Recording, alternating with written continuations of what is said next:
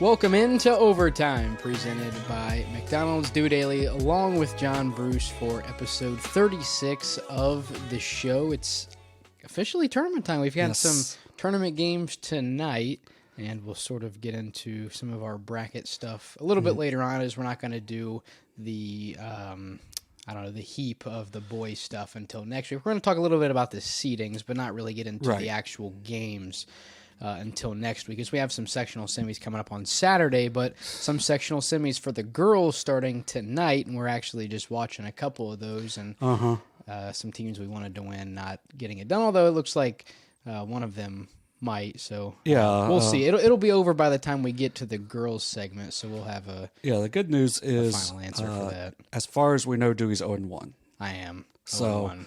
That means that we didn't cheat, because no, I could have just waited. And to be fair, I did pick the team that was losing at halftime. It didn't work, but you know they were winning after 3. So they were winning by 7. So it was a bit of a bad beat, but hopefully by the time we get to the girls, the game that we were just watching before we came on is over. But this I've been looking forward to these next couple episodes for about a month now, because I knew it would be fun to sort of fill out these brackets and that kind of stuff. But we still have a week left of the regular season. Well, not a week. We have about 5 days of the boys' regular season left, and we have 2 games we're going to stream coming up this week. But before we get into that, we're going to talk a little bit about last week and some things that went on there. So this should be the start of a pretty fun stretch of episodes. Yeah, this is the best time of the year. I do want to complain. I have to. About Saturday. Oh, yeah. 2:00 Saturday afternoon. What a time for high school tournament games, especially when the district finals for girls are on Saturday at 11 a.m. here in a couple weeks. I love it. Yeah, but at least that's not during the regular season. That's true. Because there will be 4 teams in the Southeast District eliminated before we stream a game on Saturday night that's a regular season game. So, what are we doing? It doesn't make sense. And especially with the, you're doing it, I was going to say with robots, but you're not doing it manually anymore. Right. So you don't, after the Wheelersburg Minford game, the things were updated within an hour. Yeah. So, I don't know. And especially when you have some big, we're going to hopefully go Fairland at Eastern Brown on Saturday, and that would be a big RPI game, as it's 2 Division III teams. They're both, I think they're both just inside the top 10 in Division III. So, that would be a pretty, I would think it would be an impactful game, but, I don't know. And even Northwest playing Eastern on Tuesday, could, if Eastern were to win, that would give them some big D4 points and probably knock Northwest out of the top 4. So I don't know. Hopefully it gets smoothed out. It doesn't make sense to do it so early. There's going to be most of the Southeast District, especially in Division 2, is going to be eliminated before the East plays a single tournament game. So I think all the sectionals are going to be over before the East ever plays a game. So, that's, to me, just doesn't make a lot of sense. But, when you're in a hurry to get things done, it doesn't matter to some people. And, we got another big game on Monday, which is South Webster's playing at North Adams. Oh, yeah. So, that's going to be a fun tournament game. There's going to be that's a fun regular season game. There's going to be a ton of tournament games going on at that time. Yeah. So, what is the date for next Monday? So that would be a week, the 19th? 19th. We could maybe go down for that one. I don't know. I don't think we have much else. Yeah, we'll see. Because we're going to have to film on Sunday anyway. Yeah. So that would open up Monday. I don't know. We'll see. We'll see. Because our first tournament game isn't going to be until next Saturday. I believe. We'll be down here. Or next Friday. We'll be hopefully over here at Waverly. But let's get into what we normally do. So as always, timestamps down below. We'll start with boys. Just gives you a menu of what we're going to talk about. You can skip right to it. And, let's start with some big performances. We'll start with Briley Cramer. We've talked about him a lot, and it usually has to do with scoring. Not a whole lot has changed here. 80-46 win over a not great Athens team so far this season, but I mean, it's on the he road. tied Athens. Yeah. He had 46. Athens had 46. New school record for the Tigers. Yeah, and he can do it in a lot of different ways. He's a really good free throw shooter, really good driver, has a nice mid-range game, and can shoot it a little bit from three as well. And it seems like last Wednesday everything was working out, in a big way.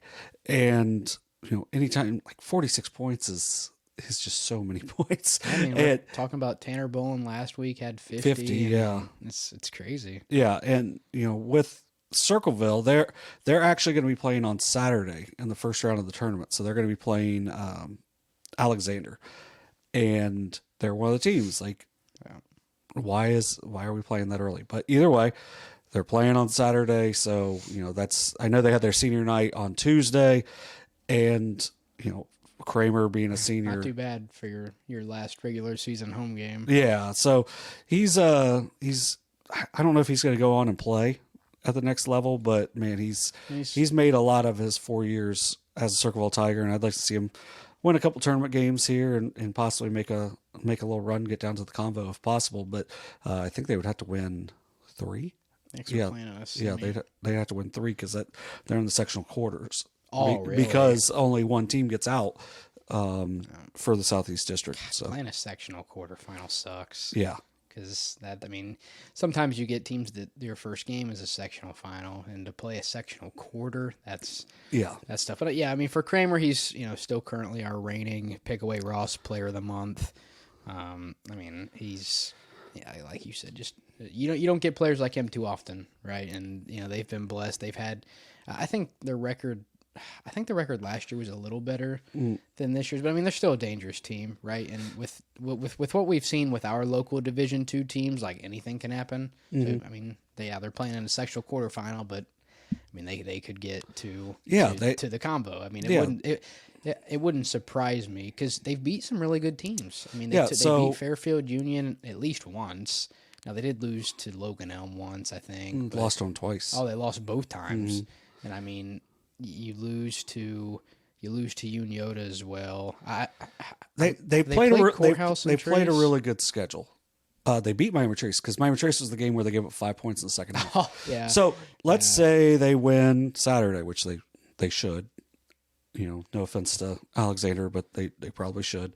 Then they would face a New Lexington team who's really good guard play, but everything I've heard is they're kind of susceptible to possibly getting upset. And okay, so you win that, and then you probably have Miami Trace, who you have beaten. So, it's possible. It just get a couple wins, get some good feeling going, and see if you can make a little bit of a run. I just hope we have. Like, obviously we're guaranteed a Southeast team, but I hope we get like one of our coverage area teams in the D2 final. Because like when you look at the seedings, it's not too likely. Because I think Courthouse is the top one at like 3, and then Trace is at like 4 or 5. So, I mean, we have some teams up there, but there are also some really good teams. There are like cover 6 teams out of the 20 that are not in our coverage area, and they're all really good. Yeah. So, New Lexington's the 4. And then Marietta is the 1, and Warren's the 2. Yeah. So I mean, and then like Unioto's got Sheridan, and that's never fun. And it's a really good area for high school basketball. So, all right, we'll move down to Division 4. Actually, we'll talk about Eli Roberts. What a run the Jeeps have been on here as of late. You take down Wheelersburg to split the season series with them, and then you beat Minford the second time in overtime to split the series with them. Now, currently, well, I guess it is final now. I think they'll finish up in second place, or do they have a couple more league games? They still technically could tie. Do they play Valley no? They play at West, don't they? They have game. West, yeah. Because they had Wheelersburg has West. Yeah. And so Wheelersburg has West, and it's a team they beat by 1.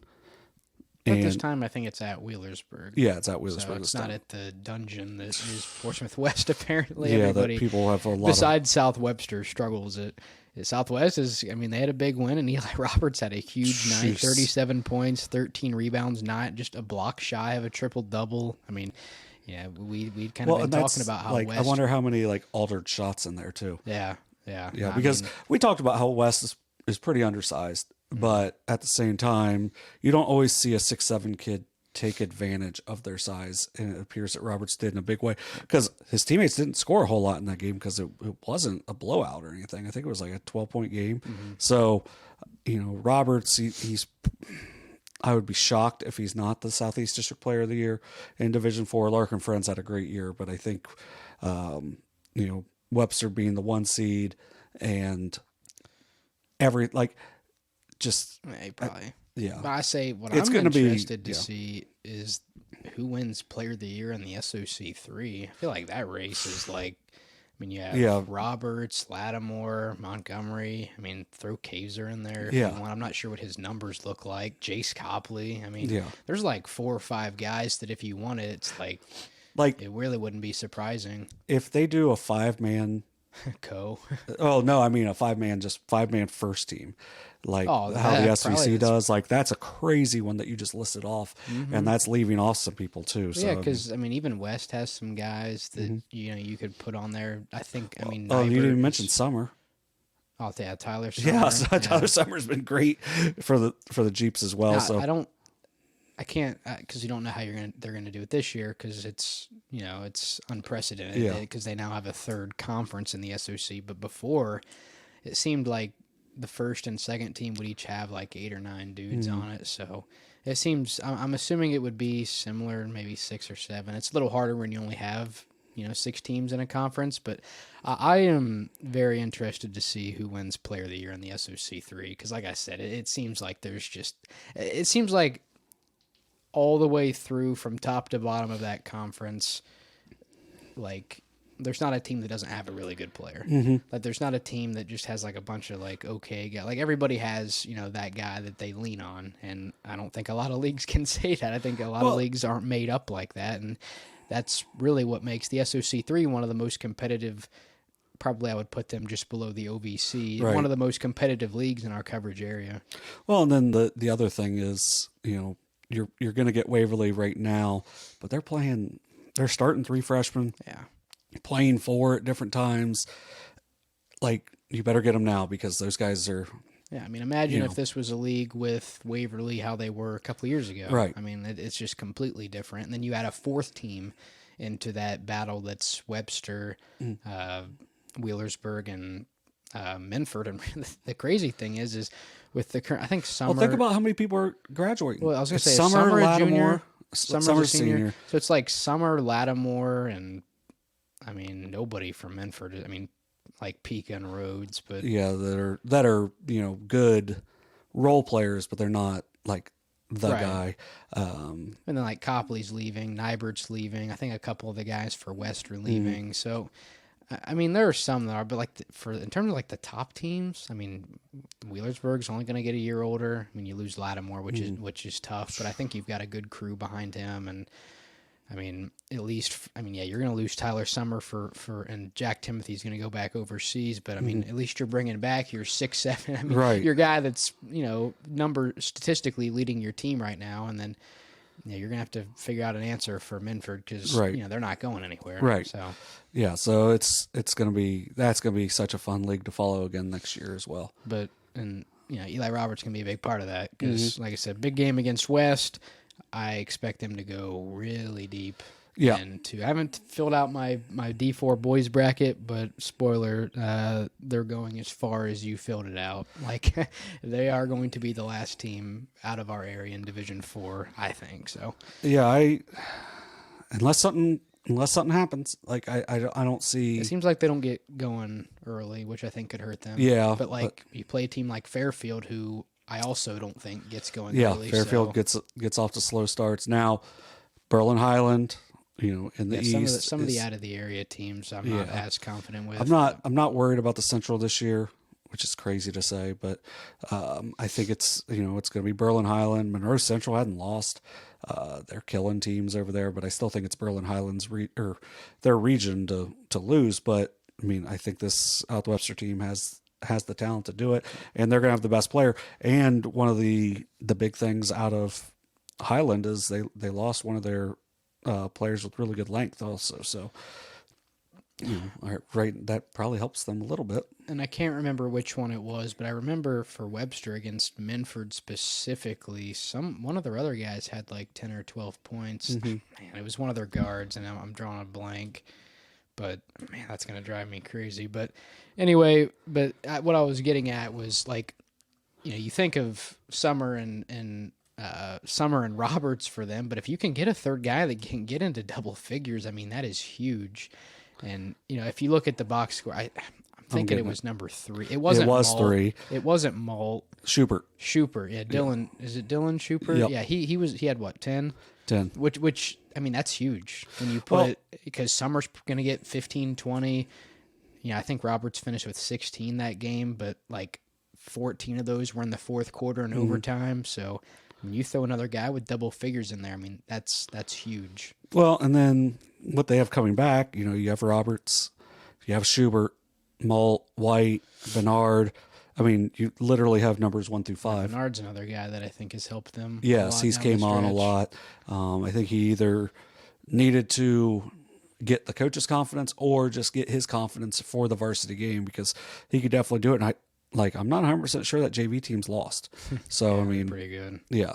So it's that's going to be a mighty team next year with the Jeeps. All right, let's move on. We'll talk about Tate Davis. I think he was one of the few returning All-FAC selections in that conference. A lot of seniors on that team last year, but a big win for the Indians over Washington Courthouse, who in the Southeast District right now is number 3 in Division II. 28 points for Davis in the 12-point win over Courthouse. Yeah, he knocked down 4 threes. The junior, once he gets going, he's really tough to stop. He's not real big, but he can completely stop on a dime whenever he's going to drive. And if you get up onto him too much, he's so athletic and a quick leaper that he can finish around the rim pretty quick. And just had a really good game for them in that 62-50 win over Washington that more than likely will rip the FAC title away from the Blue Lions. Tate Davis could give them back the FAC title because they play Miami Trace on Tuesday. And if they can beat Miami Trace, Washington, if they can beat Jackson, would be right there tied with Miami Trace. But Miami Trace gets a share because of what Tate Davis did in that game. Like you said, 28 points, just an outstanding player. They've got some really good guards, and they're not a fun matchup at all. They're going to match up with Miami Trace on Tuesday, and then they're going to play them again next week in the sectional semifinals, which I believe will also be on Tuesday. Which weirdly, a lot of teams are playing like double times conference opponents. Yeah, especially in Division III. Division III is like wild on the conference opponents. We have North Adams and Peebles potentially playing for a 4th time in a girls. Yeah, would that be a district final? Yeah. But I mean, for Hillsboro, right? Really hot start. I think they were 6-1 coming out of the gate. They're still 12-9. They went 3-0 last week. So yeah, I was gonna say that. Well, I didn't know that, but I was gonna say they've won 4 straight. I mean, and that's coming off of a loss to a Fairfield team who's number 2 in Division IV. I mean, they have some other good, not necessarily good wins, but some really tight. I mean, you lose to Jackson 58-57 in double overtime. Man, we should have went there instead of going to Portsmouth. Although Portsmouth just beat South Point, so it's whatever. But that's also after beating Jackson earlier in the season. I think that was Davis who hit that big 3. It was either at the horn or like right before it. Yeah, like right before. But I mean, I feel like Hillsboro's another one of those teams that, like, they're above 500, and they might get overlooked, but like I wouldn't want to play them because they have a really good player in Davis, and I mean, we've already seen what they can do. They just took down Washington Courthouse. Now, no. I'll let you go ahead. So I mean, it's with Washington, they only play like 6 guys, but they were playing 5 at the end of that one, and they're a team that they're the 3 seed for a reason. They haven't played a lot of games this year. They're I think 13-3, 14-3 maybe, but with Washington they haven't played a ton of games, so you might see some upsets like that happen. But yeah, just Hillsboro, I thought they might have been able to get up to the 11, but I don't know the math quite well enough yet on the how the new RPI stuff works. Hopefully it changes a little bit for next year to make who you play matter, because not every 15-5 team is the same as each other. Yeah. But yeah, very good win for Hillsboro, and getting hot at the right time for sure. All right, we'll move on to the one game we're going to talk about. We're going to talk about Wheelersburg and Minford, the lone game we streamed last week, and what a game it was. Minford led for a majority of the first half. Wheelersburg takes over right at the end. And then outside of a couple ties in the second half, I don't think Minford led the rest of the way. 67-64 final for the Pirates. And as of now, they're alone at the top of the league. And as we've mentioned earlier in the episode, it's a really good conference to be at the top of. Yeah, they get a share of the SOC3 title, so they can lock that up with a win over West this week. Devin Lattimore, 37 points in the game. Didn't shoot a single free throw either. No. And Wheelersburg only shot 4. I was going to say 2 or 4. Only shot 4 in the game. Landon McGraw had 15 points. But man, Lattimore was just felt like he was unstoppable, and he was just kind of going. And he fouled out with about 40 some seconds left. And then Bivens hit some big free throws late. Hunter Bivens, who had 1-for-1 shooting, hit a 3 in the fourth quarter that extended their lead from 3-6. And then he gets fouled with 29 seconds left, ends up hitting both free throws. And then he played really good defense there on, Miles Montgomery at the end, who did get a lot of looks, but none of them were clean looks at the end. And, the Falcons just kind of ran out of time in that one. So ends up being a 3-point win for the Pirates. But as we mentioned, Lattimore, 37 points, hit some big threes early. And then in the second half, it felt like he was just getting in the lane, hitting floaters, hitting mid-range jumpers, just kind of doing whatever he wanted. Was really impressive. Landon McGraw in the first half was really good. He had 11 points. I think he had their last 7 of the first half. He had a couple of big baskets late. Lattimore found him, cutting for the backside. And, Minford did a pretty good job on Rucker, held him to 7. But then he had Kenyon Evans stepped in, had 3 big points for Wheelersburg as well, as they only had 5 guys score. I mean, when you have someone score 37, you don't need too much more. Right. But ends up being just enough for Wheelersburg. Miles Montgomery ends up with 26 points in the game. Bennett Kaiser, 24 points and 10 rebounds. Just an outstanding high school basketball game. Great atmosphere. It was really fun to be a part of. Yeah, you like you said, we had a full crew. It was me, you, Kenny. We had Carson right behind us, who, if you didn't get a chance to read it or watch it on YouTube, the article is on SOSA-Ohio.com, and he had an interview as well with, I think, Lattimore and McGraw were the 2 he interviewed. It was a meeting of 2 teams that had a bunch of stars, and they for the most part showed out. You had 3 guys and over 20 points, 1 guy nearly with a 40 bomb. I think if you take away Cramer, may have had I think he finished with probably I can't say for sure because I don't know what everybody else did, but probably a top 5-ish scoring night in our coverage area. As far as I know, second, because Cramer is the only other player I know that was higher than 37. But this week, right? Yeah. This past week, but. How about this Wheelersburg team? Me and you I think everybody just kind of pushing them off to the side at the beginning is kind of that third team. And, outside of losing to South Webster, and I think an overtime game, they've been perfect in the SOC3.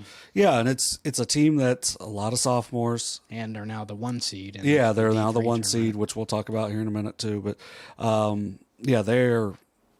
Man, it's just been such a good season. Coach Prater's done an outstanding job with them.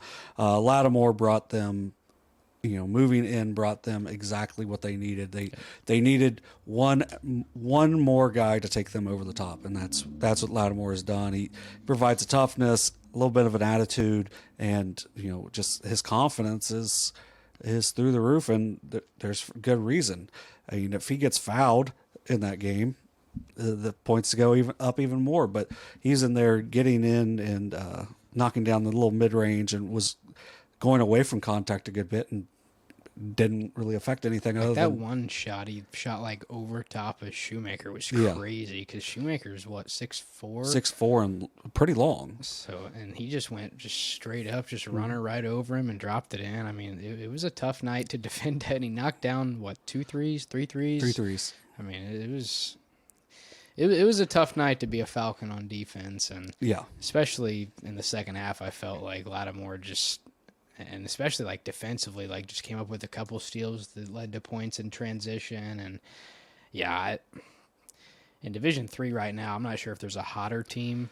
I know Portsmouth is pretty hot right now. We'll talk about them here in a second. But I mean, Wheelersburg definitely one of the hottest teams in our coverage area right now. And speaking of the OVC, let's break down some conferences. But we'll start with the MSL. Yeah, MSL kind of.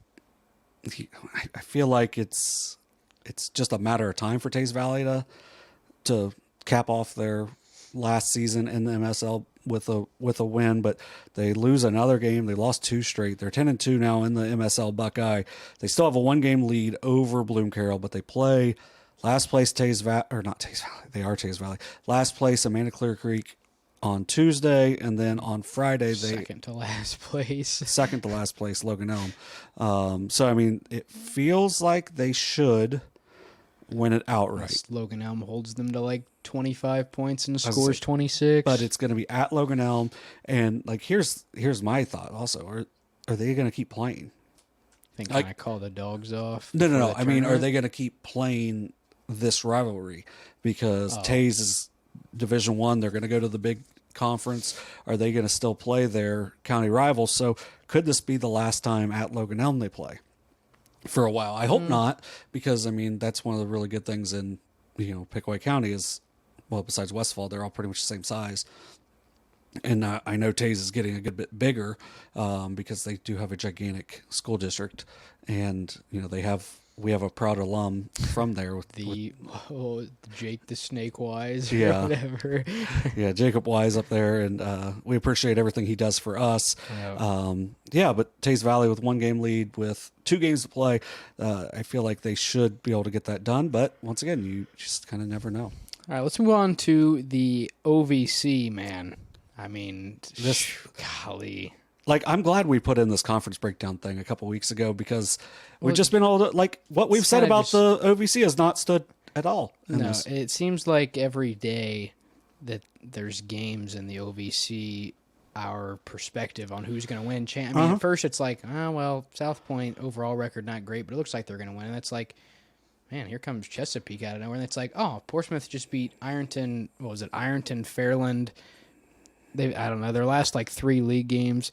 It was all good teams. Oh, yeah. Their last 3 games, Ironton, triple overtime by 7. South Point by 4 in regulation. Beat Fairland by 19 in regulation. So, and I mean, here's the thing. Where they beat Fairland at? Home. They beat Fairland at home. They beat Ironton at home. That triple overtime game was at home, too. And that was but think about that. They beat them by 30 at Ironton. And then... No, listen. I just got Sharpie on me. I'm a big, like, common opponent, and if you play a team twice, look at the first matchup. I do not understand how the Portsmouth Trojans can lose to South Point by 34 points at home and then go on the road and win by 4. Yeah. I don't get it. Like, it makes 0 sense to me, and I just... Like, I know each night you got to go out there, you got to play, but... 39 or what I say 34. Well, it's a 38-point turnaround. Like, and it's on the road. Like if you lose by 10 and then win, it's like okay. Or you win by 3 or 4 then lose by 10, it's like that's understandable. You don't lose by 34 and then beat them the next time. Like that just makes no sense. Like that's something but they did it. That's something that happens in the NBA because like someone might not be playing. Right. Yeah, but that doesn't happen in high school. And I mean all 3 of these wins, I mean they're all Division III and I didn't look at the bracket, but I mean, there's a chance some of these teams are probably going to play. Portsmouth is probably going to play one of these 3. I don't know that for sure. I'm just saying that off the top of my head. But I mean, this, like, we looked in the OVC, everybody's splitting with each other. But I mean, as we head in, and it looks like Portsmouth plays Fairland again tomorrow. Oh yeah, is that a makeup? The last one was a makeup. Okay. So So they played everybody in their league twice before they played Fairland once. But yeah, so I don't know. Division III OVC, just it's a mess, man. Yeah, and I don't know. It's the only thing I feel confident in is that Chesapeake is going to beat Colgrove, but it's going to go to like overtime or something. Chesapeake and Portsmouth are both 10-3. So with one league game left, if they both win, they split. If one wins, they win. If they both lose, which could happen, the winner of Ironton and South Point would create a 3-way tie because they also play on Tuesday. I so badly hope Fairland beats Portsmouth the second time just so Chesapeake can...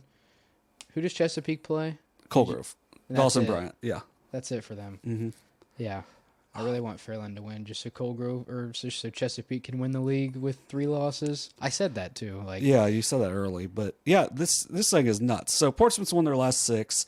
They seem like they were starting on the downslope a little bit, especially that game that we streamed it. That was not good. And that then when you have DeAndre Berry, 36 points against South Point, that's the 7th time and 30 plus points on the season. Even a couple games after that, I mean, you go to, I don't know anything about Lyndon McKinley, but you win that by 15. You go to overtime against Rock Hill, who's well under 500. You lose to Gallia Academy, who I think is also well below 500. Mm-hmm. You lose to North Adams by 6. But they lost to Gallia Academy at home. Right. Yeah. And then, I mean, you only beat Colgrove by 5 the next time. Now they have Owen Johnson. He's really good. Yeah. Then you beat Chesapeake, you beat West, you beat Ironton, you beat South Point, you beat Fairland. They're getting hot at the right time. Uh-huh. And they're a 5 seed. I see. Here's the thing. Right when you think this has been the story of the OVC all year, right when you think they're starting to come on, it's like, oh, they're gonna go lose to Alexander or something. Right. Like they're gonna go lose to a team that you just wouldn't expect. One thing I will say with Portsmouth, they have at Fairland on Tuesday, and then they've got at Minford on Wednesday. So it's not like they're getting a break for the tournament, but still, that's a... But those are the games you want to play, I think, before the tournament, personally. Cause, I mean, if you schedule heavy in the beginning and then you kind of lay off at the end... Well, okay, so, as a Unioto person, that's one of the things I'm worried about with them is what the end of their conference schedule has been. So while they've been really hot, now they're playing the bottom half of the league for the rest of the league. So it's like, but with Portsmouth, they're playing really good teams.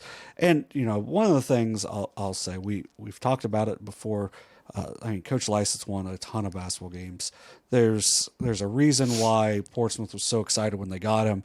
And it's to have turnarounds like that South Point game and where he can, I was in his program for a couple of years.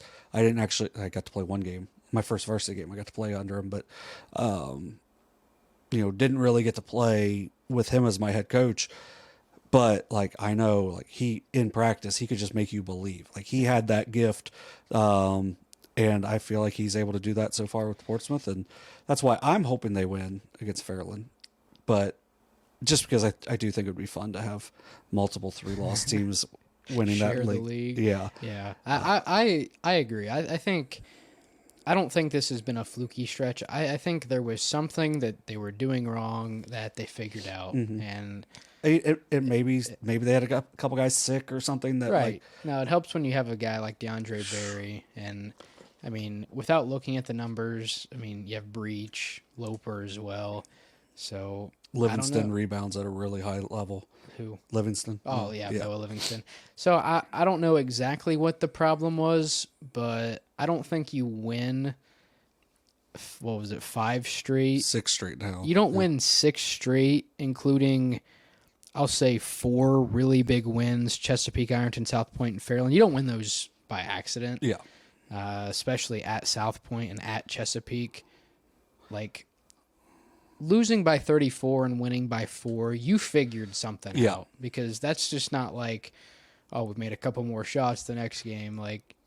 They figured something out, and I would be really... Whose side are they on in the tournament? Northwest and Wheelersburg. Northwest. I would really not want to be So they would play. They would most play likely Wheelersburg probably. Yeah, if they got to district final. Yeah, that would be fun. Oh, that would be fun. Oh man, that would be sweet. Just watch Barry and Lattimore go at it. Because they've played, didn't they? Didn't they? They played early. Wheelersburg won. That was, I think that might have been the first loss for 68-51. Yeah, because that was like the night before they beat Webster, or maybe it was the night after Wheelersburg beat Webster. I would like to see that rematch. That could be a similar case to like North Adams and Minford last year, where like Wheelersburg beat them, or Minford beat them by like 15 and then lost. I don't know by how much, but lost in the district final. It wasn't close. I know that. So but, yeah. So and the funny thing is with Portsmouth, when we started doing this conference breakdown, Portsmouth was definitely listed at the bottom as like they're probably going to fall off this pretty quick, but they've only got the 3 losses and then they've won the last 5. So pretty impressed with them. Obviously with Chesapeake, we've talked about them throughout the season. Like they started off 0-2 in the league and now they are 10-3. So they deserve it. I mean, really Ironton, South Point, even Fairland. I mean, Fairland's got the 5 league losses now, but they're still a scary team. You don't really want to run into them. And, the South Point and Ironton both have really good scores, so that one should be a really fun matchup on Tuesday as well. Yeah, district titles in Division III in the Southeast are going to be earned this year. There's no cakewalks to the district final. Let's wrap up our conference breakdowns with the TVC-Ohio. I don't think really anything has changed. I think we mentioned this last week. I changed it from the date, and then I just changed it to Tuesday. Yeah, Vinton County and Meigs meeting up Tuesday night. That one is for the league. For Vinton County, a win would be outright. Meigs win be a share, I believe. Yeah, so Meigs' only league loss was to Vinton County early on. So. Lost to them by 10 early. Seems like Vinton County figured something out on Saturday as they put it on Jackson, which was kind of surprising. Yeah. I thought they had a chance to win, but man, it was...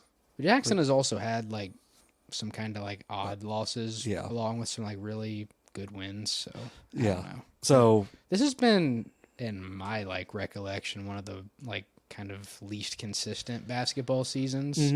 But I think that's kind of what you want. Especially in tournament time. Like I love inconsistency is what makes, basketball entertaining, because you don't really get that in football. Usually the better team wins most of the time. I feel like baseball you might get it a little bit, but Miami Trace is the 5 in Division II and has 6 losses. So I mean, like you have these teams that you don't have, like teams that have 1 or 2 losses. These teams are pretty even. There's a lot of balance. I mean, the least amount of losses in Division III is Northwest with 2, but they also are. We saw their last loss. Yeah, we saw their last loss, so they've been very hot. North Adams, we saw their last loss. Minford was their last loss. Minford was their last loss. So I mean, you've gotten some really hot teams, but at the same North time, Adams must have started off like 3-3 or 4-3 or something. 2-3. Yeah. Yeah. So, but then you go down through, and the 15 seed in Division III is 13-8. Who's that? Nelsonville. Okay. But like 15 teams, 13-8. Like that's absolutely insane with how balanced. That's when the opponents win-loss and opponents win-loss really starts to come into play. When you have a bunch of teams with really good records. Yeah, so I think it's very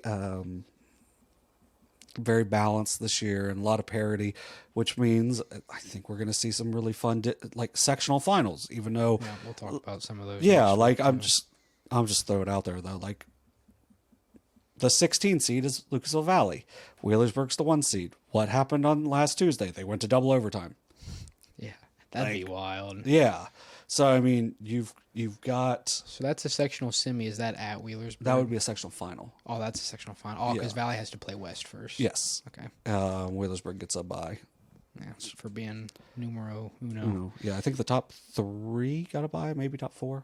Something like that. I have it written. I think it was. I have it over there. I think it was top 4. Yeah, that would make sense. Anyway, let's move on to the tournament draws for boys. We won't go real in depth. We'll save that for next week. Although there will be some games Saturday and I think Monday. Yeah, too. There are some games, but There's a lot on Monday. Yeah, we'll save the bulk of tournament talk this episode for girls, but we will quickly go over the top seeds in each division as they came out last Sunday. Yeah, so Marietta's the 1, Warren the 2, Washington the 3, New Lexington the 4, Miami-Trace the 5, Unioto the 6 in Division 2. Where was Jackson at? Jackson is the 7. 7. And Vinton County is the 10. So they get to play again. And that's going to be my game to watch.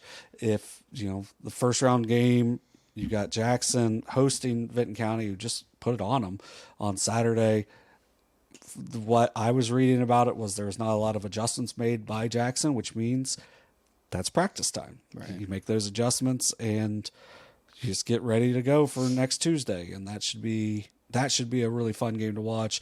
The 8 and 9 is Fairfield Union at Meggs, which is a terrible bus trip. But Where was the Jackson-Vinton County game? Vinton County. Oh, it's at Vinton County? It was at Vinton County. This one's at Jackson. Okay, so it's at Jackson. I will, depending on the price, we could make it down there for that. Yeah. I don't know. Maybe. Do we had to pay for parking? I don't think we had to last time. But It's so much. that could be a fun game to do. Mm-hmm. But we also will have 3 games next weekend, so. Yeah, so we'll see. We'll have to see how everything works out. Yeah. But yeah, that one should be a fun one. I think Sheridan at Unioto is going to be an interesting one as well, as Sheridan's always, pretty good. Unioto's playing really well.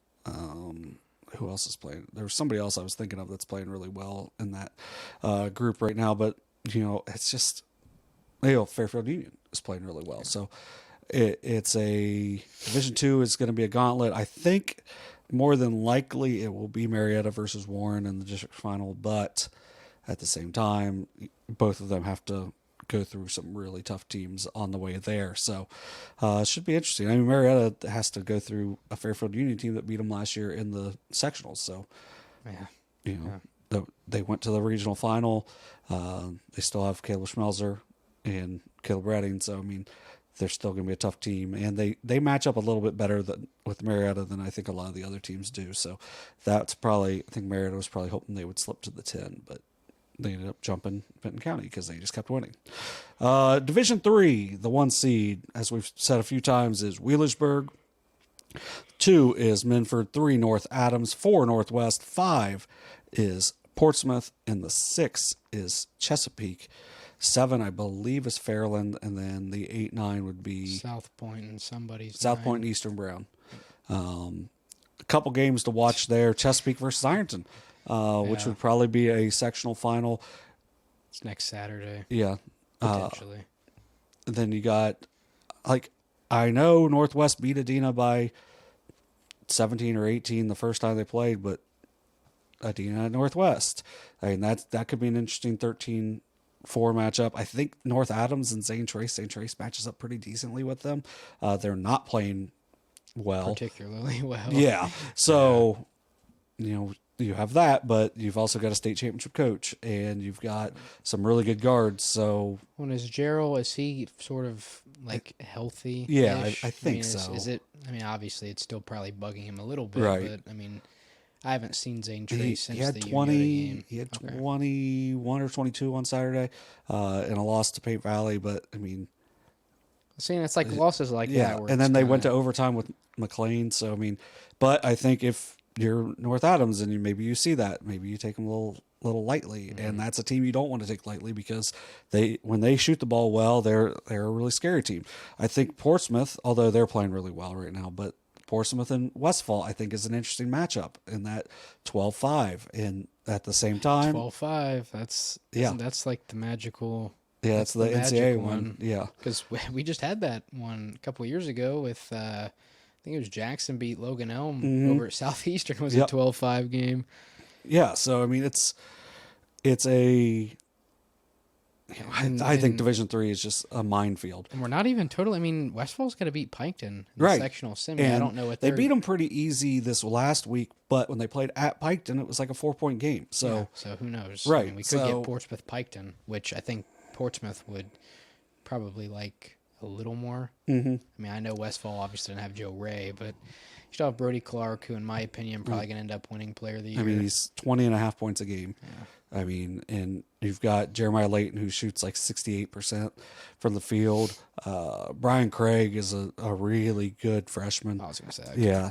Well, and then, throw it out there once again. I mean, Valley took Wheelersburg to double overtime. West lost by 1 to Wheelersburg. Those are the 2 possible matchups for Wheelersburg in the sectional final. So, I mean, not going to be easy there. Like, it's just, I mean, maybe Minford and Nelsonville might be one of the easier ones, but I mean, Keegan Swope scored 1,000 points. Like, he can at Jackson.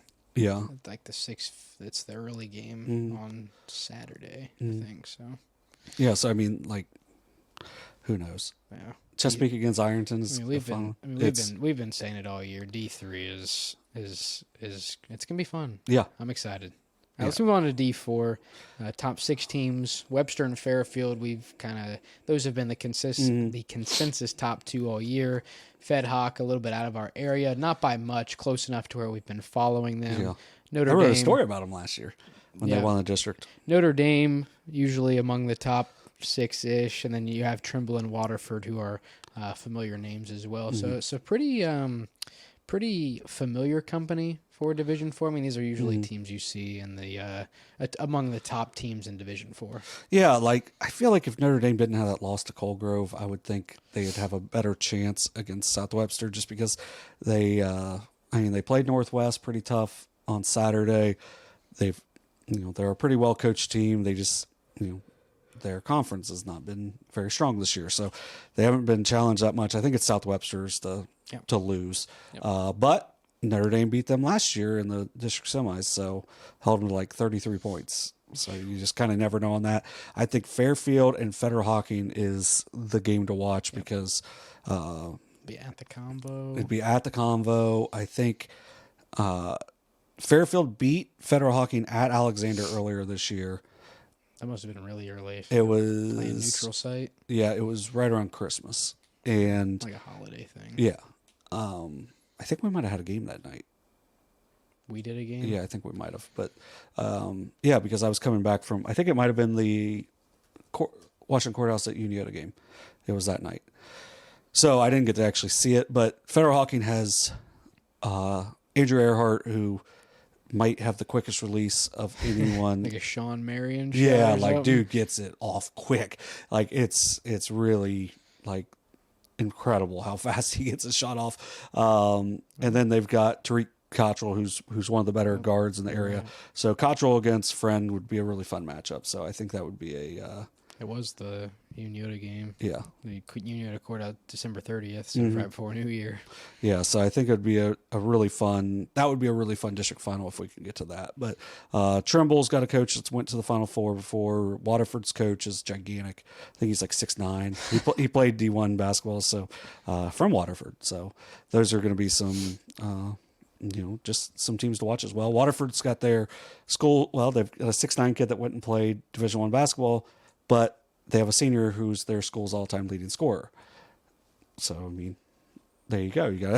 You got somebody who can obviously really do it. So, I mean, that's going to be that's a tough road to hoe for Fairfield or Fed Hawk, but I think we can have that as a district final and it'd be really fun. All right, let's talk about a couple games that are going on this week. One we will be streaming with some SOC2, I believe league implications still on the line. Yeah, at technically, this point. Eastern Pike and Northwest coming up Tuesday night. Yeah, so Northwest is undefeated. I think they have a share clinched. They do have a share clinched because both Eastern and Western have 2 league losses. Well, Western probably has more than that. Yeah. Eastern has 2 league losses. So if Eastern wins, Northwest also plays Western on Friday. So it's not like they have an easy week ahead. They're up 2 games with 2 to go. Yeah, they have to win one of the next 2. And it's at home tomorrow. They're loaded with seniors. Tanner Bolin has been absurd. Scored 100 points in 1 week. Yeah. 3 games. Yeah, 3 games, not 4. I mean, we've had other people that did it in 4 games, which is still super impressive. But to do it in helps 3, when you get half of that in one night, and then like 30 some in another, and then whatever, like 22 on yeah, the he last day only had 22 in that one. Yeah, it was an easy night for him. Career highs for some people are his third most points in a week. So. Yeah, so with him, he's been super hot for them. Northwest has just been absolutely rolling since that was before Christmas, right? What? When they played the first time? No, the Waverly game. Oh, actually, I have it pulled up, so I can tell you. Yeah, it was our last game before Christmas, December 22nd. So it's been about a month and a half since Northwest has gone down. So yeah, so they're red hot right now. It seems like Eastern's playing pretty well, and they had some. What? Hiccups. Yeah, had some hiccups along the way, and adversity was what I was thinking of. Yeah, they had some adversity they had to deal with, and it seems like they've got themselves, righted, just in time for the Division IV tournament. So I think this will be a fun matchup. Yeah, and you and Carson will have that game tomorrow night. I mean, I'm excited. Wow, our one trip down to Northwest last year was fun, although Lentz didn't play, which kind of we sort of had a similar occurrence with Claxon over West. So, but I mean, we're always treated nice down at McDermott. And I enjoy going down there. But like you already mentioned all the guys from Northwest, and like for Eastern, I mean, you have a lot of the same guys that were successful football players. You have Tegan Warner, T.J. Richards, Jace White, a big one. I mean, obviously that they're not exactly the same team. Still have a liced. Yeah, they're not exactly the same team as they were when they started, but I think they've still been winning games at a pretty similar rate. And I think this is, without looking directly at Northwest's schedule, I think this is kind of their last biggie before the tournament. So we'll see how they handle it. I mean, it could be sort of a trap game, as I think some of these games can be down the stretch, especially once the seedings already come out. I think some players might just kind of be looking ahead to who they play in the first round, which I think is sort of a disadvantage for them, and sort of another reason why maybe wait until the season's over to officially release the rankings. But I don't know. I'm excited to get down to McDermott tomorrow. I mean, I think it'll be a fun SOC2 league game. I'm going to go ahead and tell you why they lost that first game. Why? Northwest lost that first game we streamed. To Waverly? Yeah. Why? Have you seen the beginning of their schedule? No. Is it bad? Well, they went to Clay, which I think is a conference, you had to do it this year. They played Scioto Christian. Who is Scioto Christian? I don't know. Like, why did they play who is Scioto Christian? I'm looking this team up. Like, I know this is in the middle of our thing, but I've never heard of Scioto Christian. Scioto Christian's 1-13. Who did they beat? Oh, we're finding that. East just beat them 72-39. They're the Soldiers. Nice. Yeah, I wouldn't have guessed that. Probably like the Crusaders or something before when they did. They beat Adams County Christian. Have they won a game? I love this. This is no, they're 0-5. Oh, well. Adams County Christian. Here's a fact for you. Circleville coach Cody Carpenter had like 22 assists against Adams County Christian. How do you remember that? Because he's my age. But it was like, I remember seeing it in the newspaper and be like, who in the world's Adams County Christian? And Huntington went down. It was before they were like, before the Adams County Classic, the Holiday Classic was like a for sure thing with like all the league teams. They just would have random teams come in it. So Huntington went down and played it, and their first round team they played was Adams County Christian, and they beat them like 124 to like. Carpenter went to. He went to Huntington. Yeah. So once again, why? Somebody else had to be available on their schedule.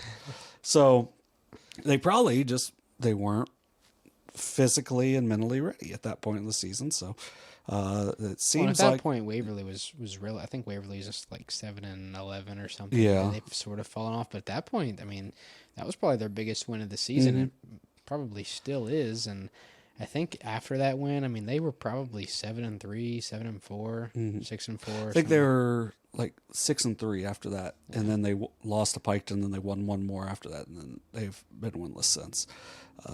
But yeah, so Northwest, I mean, they beat Eastern by 9 at Eastern. You know, they've taken care of business so far in the league, and you know, a good win against Notre Dame on Saturday. So this week they've got Eastern, and then Oak Hill on Wednesday as a makeup game, and then Western on Friday. So I would say this is their last biggie. Is I think they beat both. Well, of those. so they haven't won. They haven't got a share yet because So I got to play 3 games. Yeah. So if they win tomorrow, they'll win the league. So hey, there we go. Yeah. Got something to talk about tomorrow. I have to share that with You have to share that with Carson pregame. So oh no, he can watch this and find out. That's probably not happening. All right, let's talk about our only one other regular season game, Dean and Westfall. Yeah, Adina Westfall. This was a game that was not particularly close the first time. Adina got off to, if you watched our stream when they played Zane Trace, shouldn't be surprised. They got off to an 11-0 start like they did in the Zane Trace game, and then they just kind of ran away with it against Westfall. But that was Westfall's second game without Joe Ray, and they've only lost one other game since then. So Westfall playing much better. I think this is going to be it should be a fun game. I'm going to get up there and cover that one on Friday night. It's a lot of seniors going to be on the floor that night, and more than likely you're going to be playing for third place in the SVC, as they are both, sitting right there, I believe, as of now. Playing for third? Yeah. Who's second? Actually, they might be playing for second. Yeah. You're right. As the SVC guy, I should know this off the top of my head. I think, what are we doing? Yeah, so I mean, they're playing for... Westfall and Zane Trace play on Tuesday. So if Westfall wins Westfall and Adina. I'm sorry, I was not. Yeah, and then Adina's got 4 league losses. So I mean, and maybe that's going to be the last chance for someone to make a case for Player of the Year. We'll see on that, and should be fun. I'm excited to get up there to the Dome. I've been up there a few times this year, and they've all been hotly contested games. So, except for like the last one. Yeah, but it was close. I mean, it was a 4-point game going in the fourth, 3-point game going in the fourth, and it just ended up, just made every shot. And I will say, not totally official, but I think like 98% chance likely we are going to be down at Eastern Brown on Saturday. Yeah. So they host Fairland. Not going to talk about it because we just want to make sure. We ain't gonna. And I'm not. We ain't gonna. And I haven't made any contact down there yet, but I think that's going to be our last regular season game stream of the year. Mm-hmm. Like I said, 2D3 teams, both top 10 in the standings. So it should be a fun one. 7 and 10, 7 and 9. So they're pretty tight, and we'll kind of see how accurate those standings are, and then like the accurate heating and cooling standings. We don't have those. What? That's WKKJ. What? You fool! Oh no, I'm looking up. I haven't been on the SOSA website in months. We have Haynes Healthcare area standings. You fool! That's not as good. Accurate heating and cooling. I love Haynes Total Healthcare though. It helps my back so much. I'm still not going to get a free visit out of it, but we do. Man, we should have a company card. I agree. All right. So that tomorrow's going to be our 22nd game of the season, and Saturday will be our 23rd. Streaming? Yeah. Nice. Yeah. We had 31 total last year, so looking to get over that. Yeah. So we shall see. So it should be fun. John, I'll let you just go ahead and wrap it up with the sectional semis starting on Saturday in Division 2. Yeah, so it's just kind of, I hate this. Once again, we're going to be streaming a game after these teams' seasons end, but you've got some interesting ones. You got Alexander at Circleville. I think that's going to be a Circleville win. Athens at Logan Elm could be interesting, although Athens... Give me the Braves. Oh, yeah, I'm taking the Braves too. But did you see how Logan Elm was spelled on the district website? Is that why they tried to fix it, or is it still revised? I don't think that was a revised one. Oh, so it's so they fixed it. I don't know. Oh. Check it out. It's really stupid. It's one of the dumbest things. Oh, Logan LM. Yeah, like elementary school is how they have it spelled on there for some reason. Outstanding work by our... Give me the LM Braves. Yeah, the LM Braves. River Valley, the Raiders. Give me the Tigers. Go Tigers. At Waverly. And then, speaking of Tigers... Give me McLean. Give me the Tigers again. McLean at the Blue Devils of Guy Academy. That's going to be interesting. I think that one's going to be interesting because it seems like McLean's playing a lot better at the end of the year. I know. I mean, their coach has been to a Division I Final Four also. It's Noska, right? Yeah. I'm a big Mike Noska. I don't know. Guy has a lot of athletes. I might take them. But we'll see. That blue floor is going to throw them off. I know. I love that floor. I have like a week to think about it before I have to fill out my official bracket, so... Yeah. So we may have some picks that aren't completely right based off those, but I'm going to take the home teams in those games. But yeah, this sectional quarters. So I don't know why I put sectional semis. That's why I threw you off. Yeah, sectional quarterfinals. But yeah, so those games Saturday afternoon at 2 p.m. Get out and support your local schools as they play an afternoon game before maybe their regular seasons are done. I don't know. My last game was at Paint Valley on a Thursday, I believe at like 5:30 in front of roughly, so what we had 15 players on our team. Like 28 people. I'm going to say about 60 total people, just all family. Like nobody ran. So you ended I don't even think we had cheerleaders. So you ended your high school career on a win. No. Oh, you guys lost? Oh yeah, we lost. We beat them by like 19. Okay, so we're getting ready for the game. And then, part of the reason we played was because of senior night. And then one of the players for Paint Valley, after they do the senior night, gets the mic.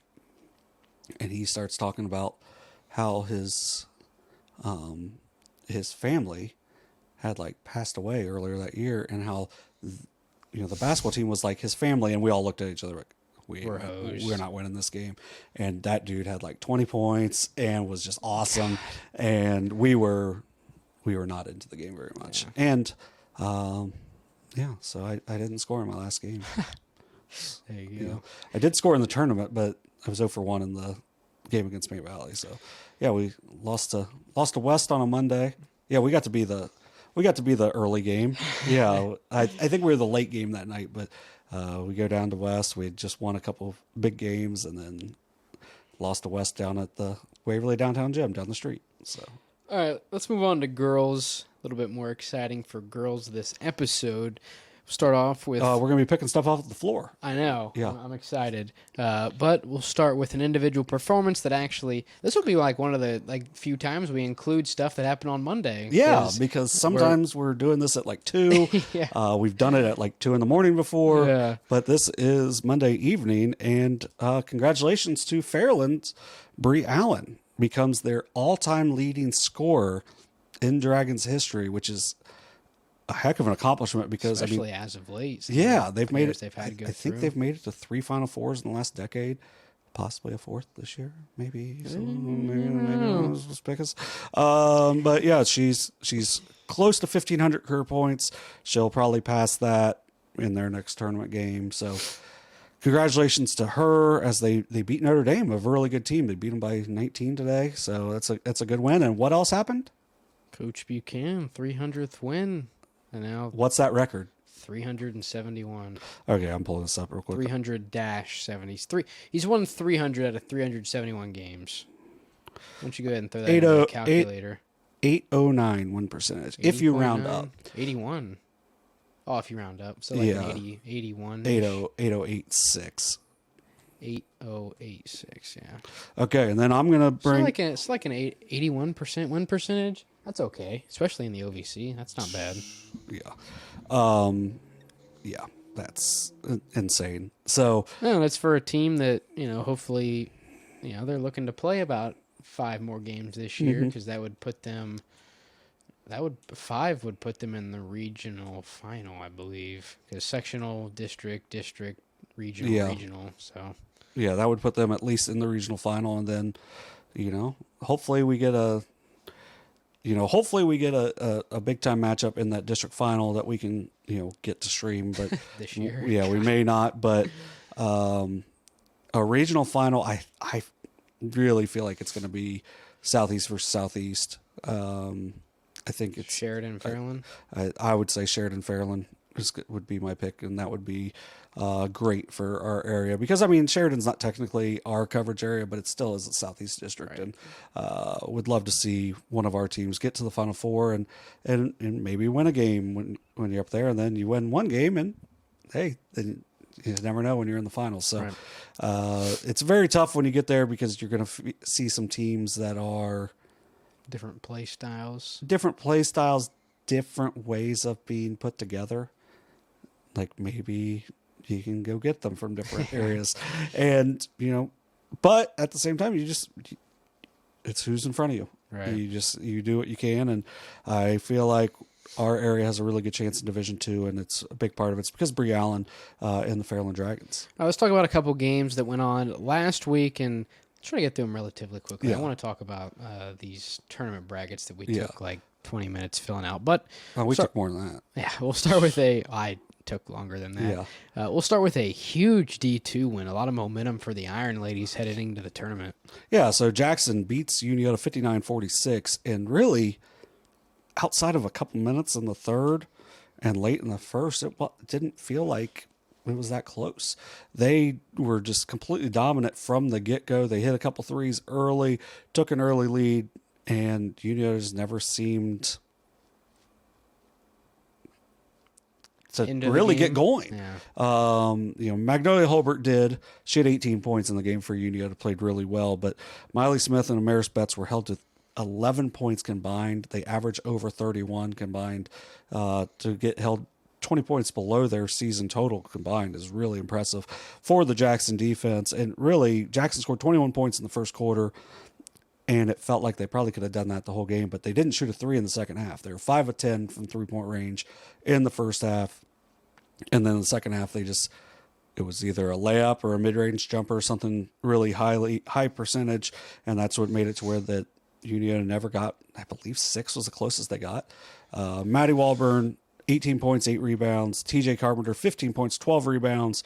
Kenzie Davis, 14 points, 12 rebounds. Sydney Carpenter, 10 points. I can't think of the other Sydney. Sydney Hughes. Yeah, Sydney Hughes played really good defense in the game. She was on bets, did a really good job there.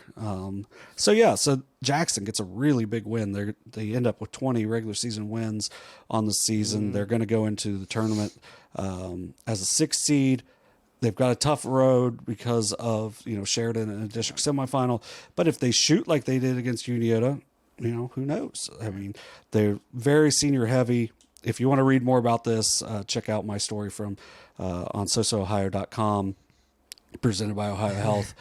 And, had a really good interview with Walburn, Carpenter, and Davis. And it's just, they're a good group of kids. They're a well-coached team. And, it's a big-time win for them. I believe it was their last game on their court, regular season game. But, so that was a big one. And, another big one I saw the next night, which was Lynchburg-Clay and Peebles. Lynchburg-Clay beat Peebles 54-46. 10 ties, 7 lead changes in that game. It was just back and forth all night. Prime action, right? Prime action for sure. Ended up being a game for second place in the Shack 1 because North Adams was able to hold off West Union. I think it won by like 30. And so Lynchburg finishes in second, Peebles in third.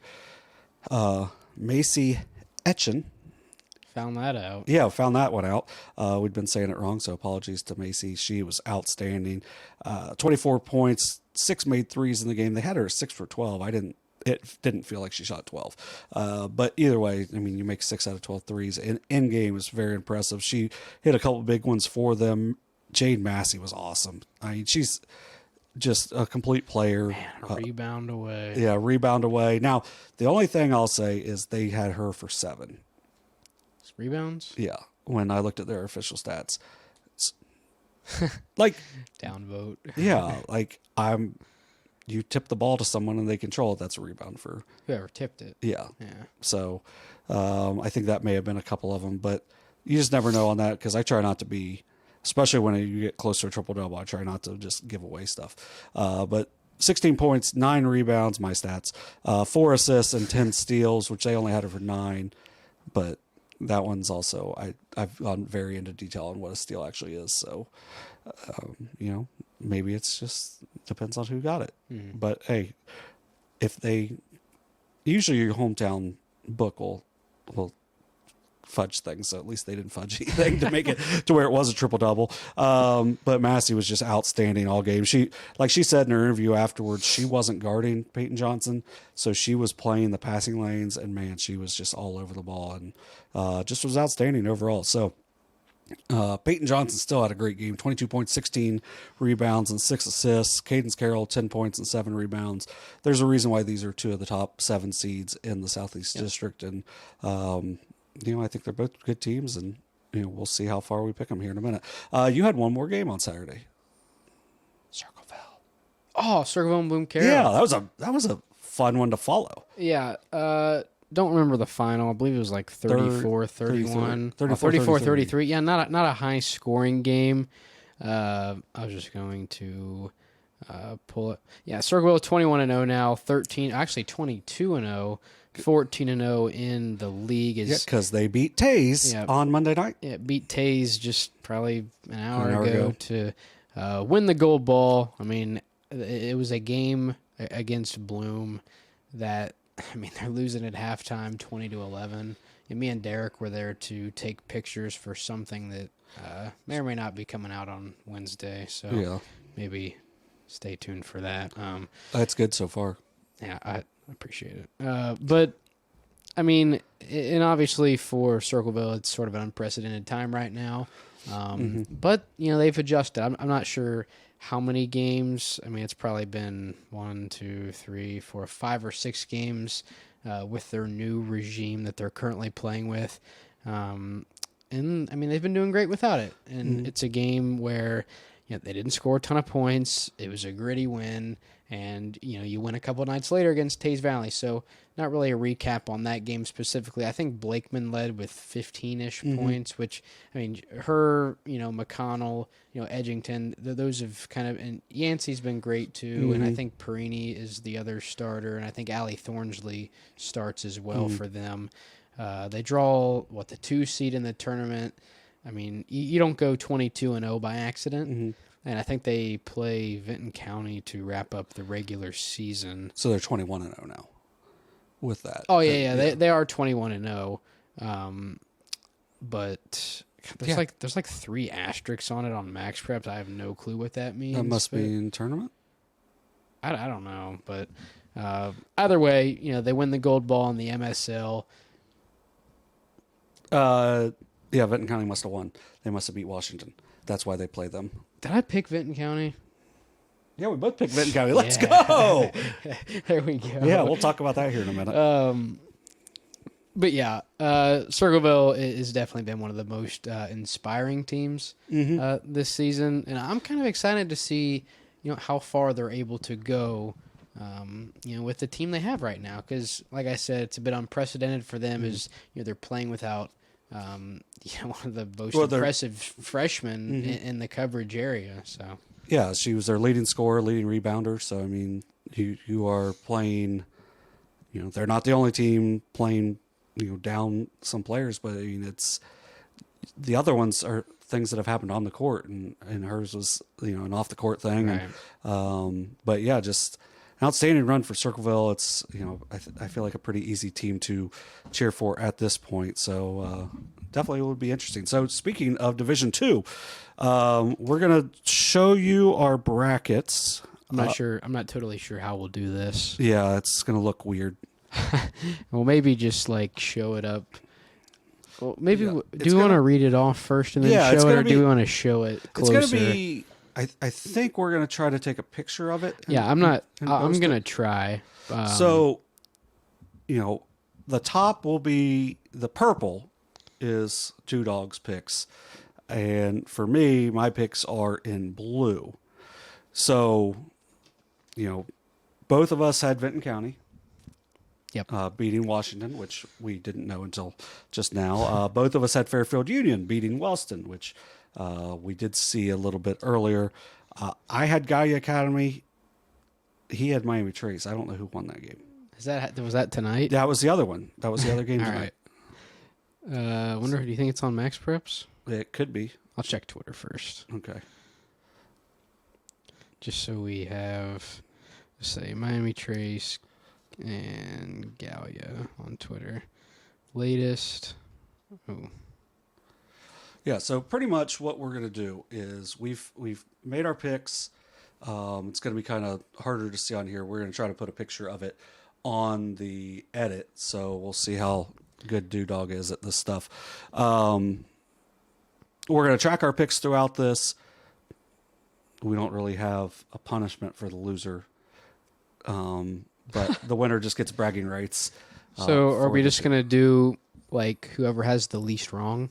So, like, you start at 0. We might go points. We'll have to discuss this. Like points for each round. Maybe we do it. I don't know how. We didn't really pick too many. Like, maybe you get like 2 points if you pick a lower seed to win, and they do. We'll figure it out. You get a point if you pick a higher seed and they win, and then you just lose a point if you get one wrong. I don't know. We'll figure it out. But I can't find anything on. Well, we may have no difference on that because if we don't know. But we each have Circleville beating Vinton County, Athens beating Waverly, so no different there. We each have Sheridan over Fairfield Union. We each have Jackson over Hillsboro, so super fun so far. We both have Fairland over Gallia, or in Dewey's case, Miami Trace. We both have Warren over New Lexington. Both have Unioto and Marietta winning as well. Now, this is where things get a little different.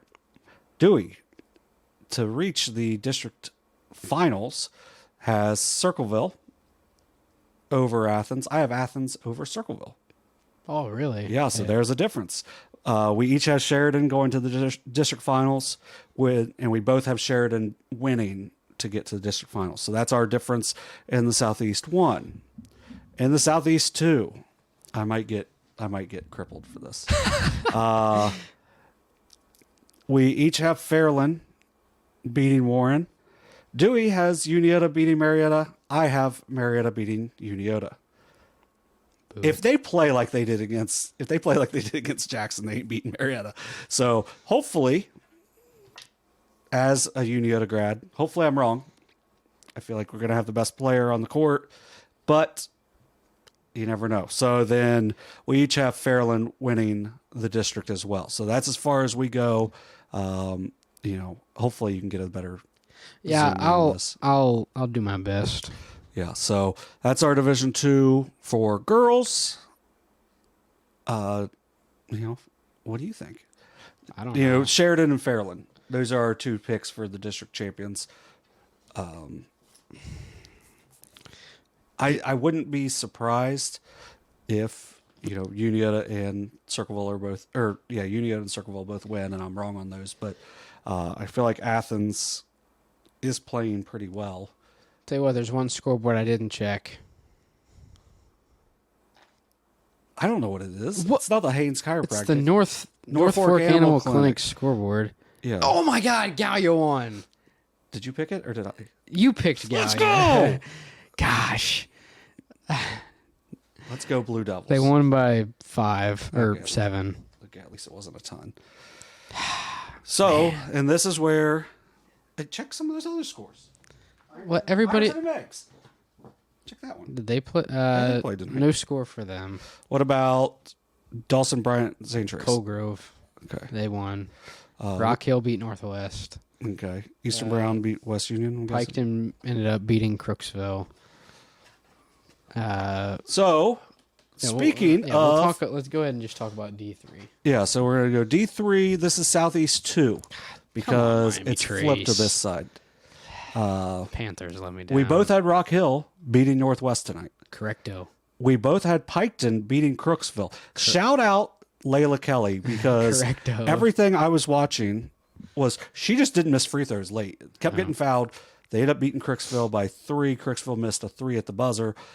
Big win for the Red Streaks. Super young. I mean, because you lost outside of like Johnson. They're all and she got hurt. So Lainey Brown is the big one. As she's averaging, I think she leads the SVC in rebounding. So Also have Allie Taylor, who gives them some grittiness, but it's a good win for them as they're very young and they play a lot of freshmen as well. So they will advance to play North Adams.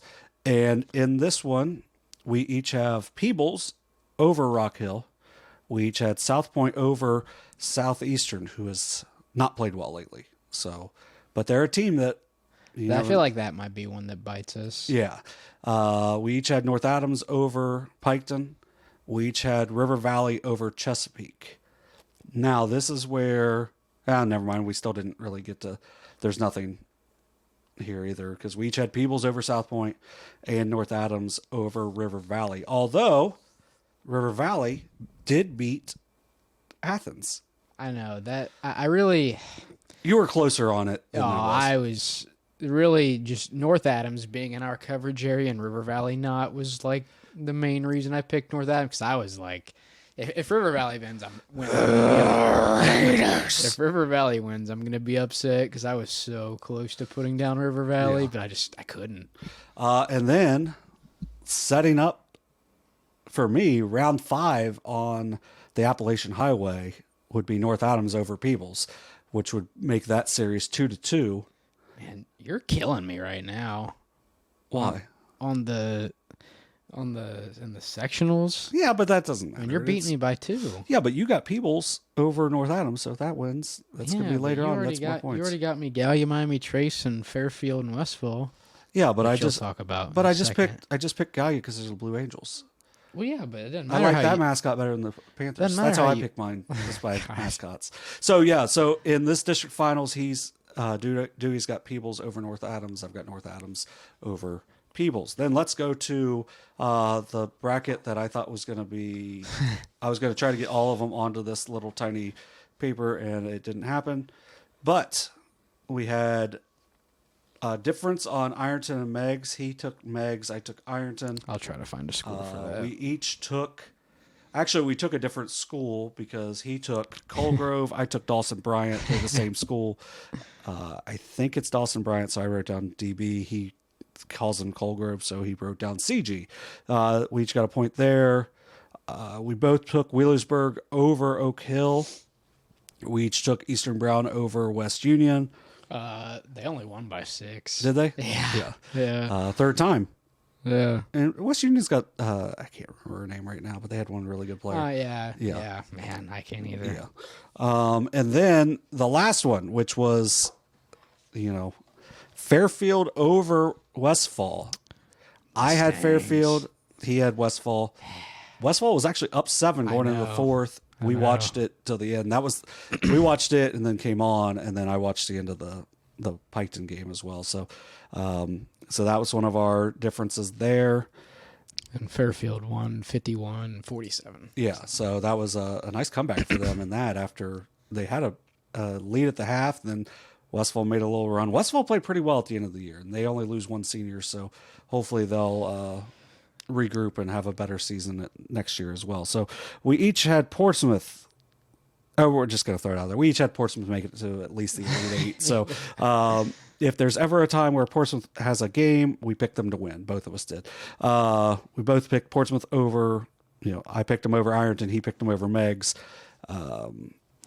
We each took Belpre over South Webster in the 13-12 game. We each took Minford over Colgrove Dawson Bryant. Just going to say it as the whole name. Now, here's a big difference. Good thing we didn't have Ripley on here. I know. Oh. Ripley Lewis Union. Ripley Union Lewis Huntington. Yeah. And then they do play Huntington in both boys and girls. Oh, really? Yeah. So it's Huntington against Huntington, sort of. I took Lynchburg-Clay over Wheelersburg. Who did you take? I took the Pirates. Oh, yeah. That's my bracket. That's your upset. Yeah, that's your upset pick. So, I took Lynchburg-Clay. He took Wheelersburg. So sure. I can't wait for Lynchburg to win by like 25 points. I don't think. I feel like this Wheelersburg team isn't losing by that much to anybody, but it scares me. Yeah, but they're tough. This section right here that we're getting into is where we're like the most different. Because you have Lynchburg. not only beating Wheelersburg, but winning in the next round. Yeah, I don't even have... I have Lynchburg in the district finals beating Minford. You have Minford beating Wheelersburg. Then, like we said, Portsmouth over Belpre, and then we both have Portsmouth winning the district championship. Then when we go to the bottom, we both have West beating Eastern Brown. We both have Huntington beating Alexander. I think that's a sleeper game because Alexander's a really good program. So, but Huntington's played really well lately. We both have Adina. When I have Adina over Fairfield, the winning pick. He has Adina beating Westfall. So, yeah. And then we both had Federal Hawking beating Nelsonville York, although I feel like that's going to be a tighter game. It was Fed Hawking Nelsonville. Oh, yeah. I mean, Nelsonville probably has the best player on the floor. Yeah, Nelsonville has the best player, but that didn't matter the first time they played, so we'll see. The second time, now we both had West over Huntington. We both had Adina over Federal Hawking. I had Adina over West in the district championship, and the Dewmeister has West beating Adina, which would make another fun district championship game. So our district champions in Division 3 are Portsmouth. I have Adina. He has West. He has Peebles. I have North Adams. So that's all for Division 3.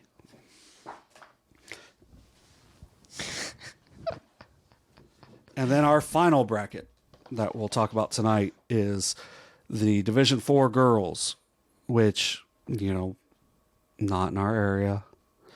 But actually, there were a couple of those qualifier games tonight, I guess. Eastern Megs against Sideville East. Dewey took East. I took Eastern Megs. I don't know. That was a complete coin flip. We each took Miller over Western. We each took Waterford over East or Eastern. We each took Trimble over New Boston Glenwood. We each took Sims Valley over Manchester and White Oak over Paint Valley. We've also got Waterford over Trimble, Sims Valley over White Oak, and then we each have Waterford over Sims Valley. So there will be no movement in that bracket after the initial possible one of Eastern and East. That's our only difference in that one. The bottom is pretty much the exact same as well. So Dewey's got, or we both have Notre Dame over Miller, Lucasville Valley over Southern, South Gaia over Clay, and Green over Eastern Pike. We each have Notre Dame over Lucasville Valley, South Gaia over Green. And then in the finals, that was a big game this week, was South Gaia beat Notre Dame by 2. Dewey's got Notre Dame winning the district, and I've got South Gaia winning the district as well. So our picks there are Waterford. And South Gaia just beat Notre Dame by 2. Yeah, so that one should be a really fun district championship game as well. So that's our picks. We'll kind of go through them. Where that's at Wellston. Yeah. I'll tell you, depending on how girls Division 2 goes, we could end up there instead. Yeah, because we got to see what games we can get to, and there's could be some fun ones. So, well, especially if it's Notre Dame and South Gaia. I'm excited. I mean, obviously, a little disappointment on my end because you haven't technically lost yet.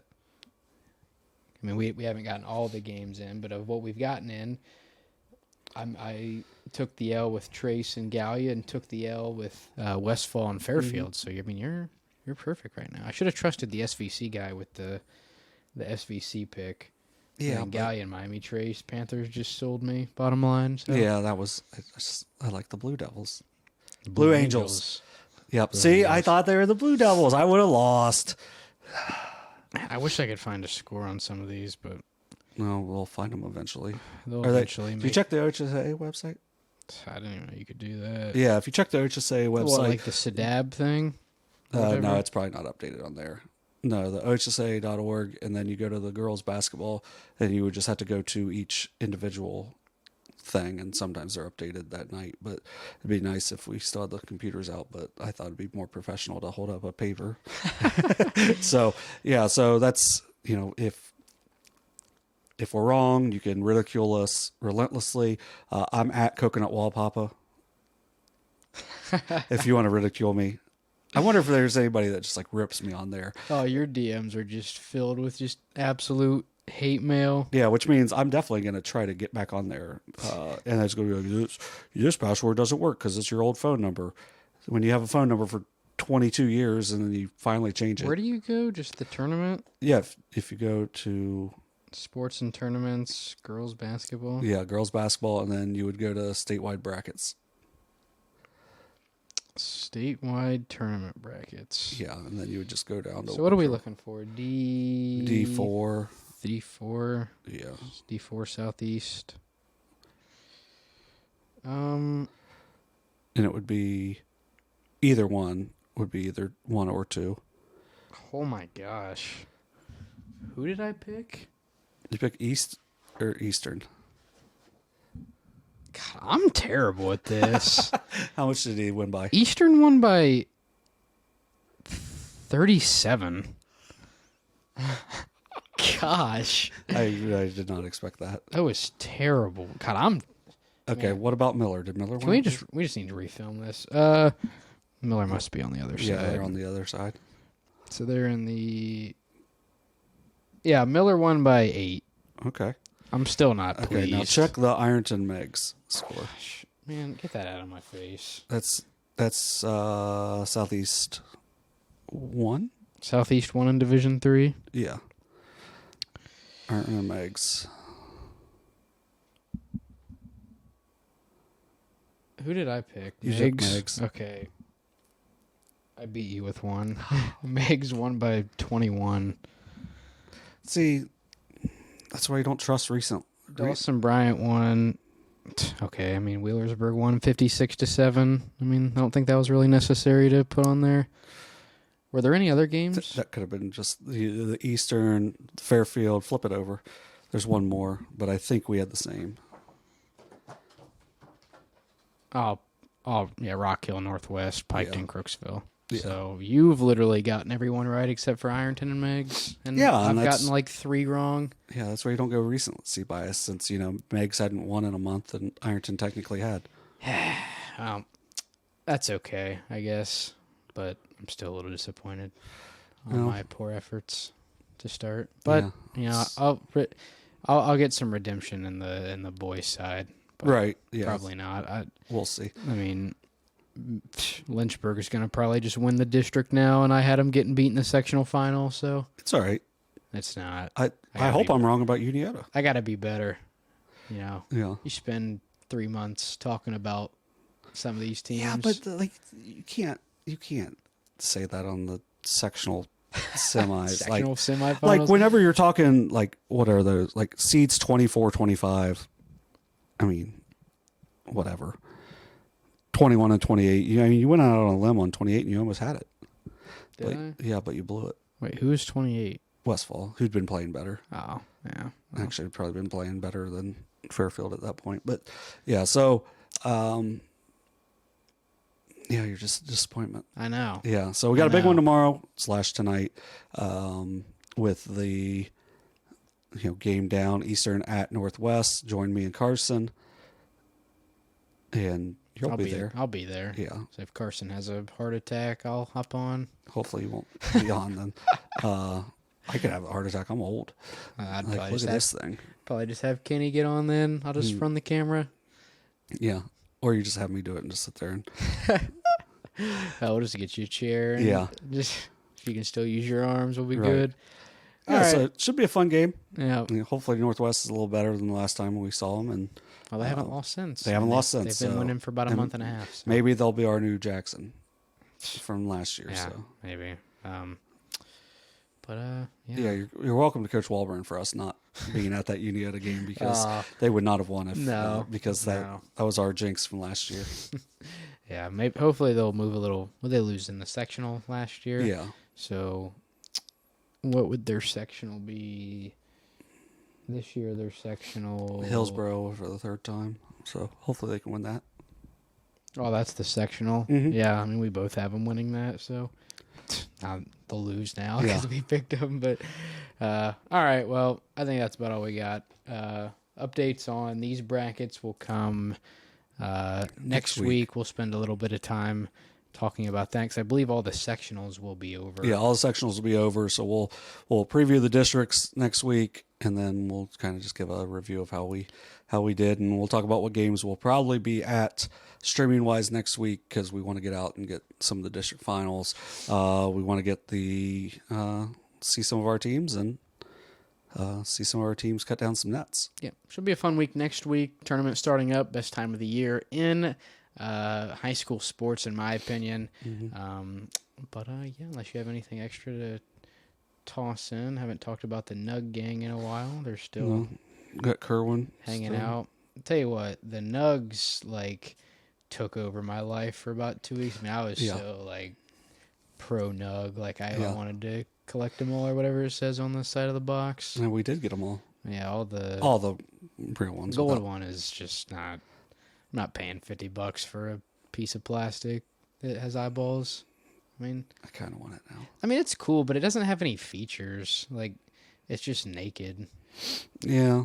If it had a hat or something. Maybe. I would like it if it had a hair or hat. Yeah. But yeah, there was something. I was a big Ursher fan last night. I thought he did a good job. Ursher. Yeah. When he came out on the roller skates, and then, Ursher, John, and Luda had to do it again, so I got to see them, so that made me happy. And I put it out on Facebook, and then I should have realized, it was literally every woman my age was or loved it. And I was like, I did not. That's not what I was actually trying to do, but whatever, hit me up. I guess. Just kidding. Seriously, don't. But yeah, it's should be fun. Get out there. Tournament start this week, and congratulations to the teams that won so far. No, I don't agree. Congrats to Megs. Everybody else. Well, besides the ones we both won, those are fun. Yeah, Gallia, Fairfield, and Piketon. No, At Piketon we both got. No, I was saying Gallia, Fairfield, and what was it? Oh, Eastern. and East. Yeah, I'm sad. Yeah, I'm very sad. All right, well, I think that'll do it for this week's installment of SOSA Overtime, presented by McDonald's. Fly, Eagles, fly.